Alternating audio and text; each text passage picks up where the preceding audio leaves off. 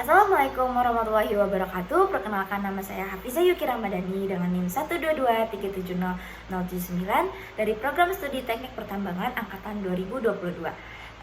Pada kesempatan kali ini saya akan membahas apa sih valuasi tambang, yang merupakan mata kuliah valuasi tambang yang diampu oleh Bapak Rahmat Padilah, STMT.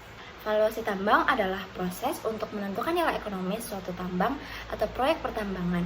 Proses ini mempertimbangkan berbagai faktor yang mempengaruhi nilai tambang, seperti ketersediaan sumber daya mineral, biaya operasional, risiko, serta potensi keuntungan di masa depan.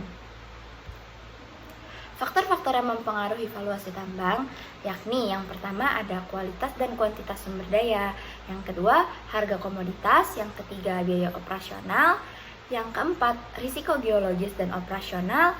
Yang kelima, regulasi dan legalitas. Yang keenam, infrastruktur. Metode-metode yang dilakukan dalam valuasi tambang ada yang pertama, metode pendekatan pasar atau market approach, yaitu menilai tambang dengan membandingkannya dengan transaksi pasar dari tambang yang serupa, yaitu tambang yang sudah diperdagangkan di pasar. Yang kedua, metode pendekatan biaya, cost approach, penilaian berdasarkan biaya yang telah dikeluarkan untuk mengembangkan tambang sampai pada tahap tertentu, termasuk biaya eksplorasi, pengembangan, dan infrastruktur. Yang ketiga, metode pendekatan pendapatan atau income approach, menilai tambang berdasarkan proyeksi arus kas masa depan yang diharapkan dapat dihasilkan oleh tambang tersebut. Yang keempat atau yang terakhir, ada metode net asset value atau NEV, menghitung nilai bersih aset tambang dengan memperhitungkan sumber daya dan cadangan mineral yang ada, dikurangi dengan semua biaya yang terkait dengan pengembangan dan produksi.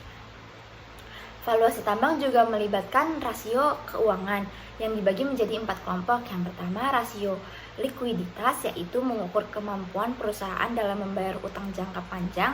Yang kedua, rasio solvabilitas atau struktur modal, mengukur kemampuan perusahaan dalam membayar utang jangka pendek. Yang ketiga, rasio aktivitas atau efisiensi, mengukur efektivitas pengelolaan aset. Yang keempat, rasio profitabilitas, yaitu mengukur kemampuan perusahaan dalam menghasilkan laba. Manajemen keuangan yang baik sangat penting karena mempengaruhi strategi operasi tambang di masa depan.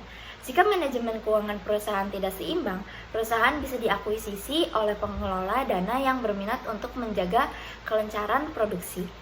Capital cost dan operational cost merupakan istilah yang ada dalam valuasi tambang. Operational cost adalah pengeluaran rutin sehari-hari dan merupakan liabilitas jangka pendek. Sementara itu, capital cost adalah biaya awal seperti pembelian peralatan berat yang memerlukan dana dan merupakan liabilitas jangka panjang. Sekian merupakan materi yang dapat saya sampaikan tentang valuasi tambang. Kurang lebihnya saya mohon maaf. Wassalamualaikum warahmatullahi wabarakatuh.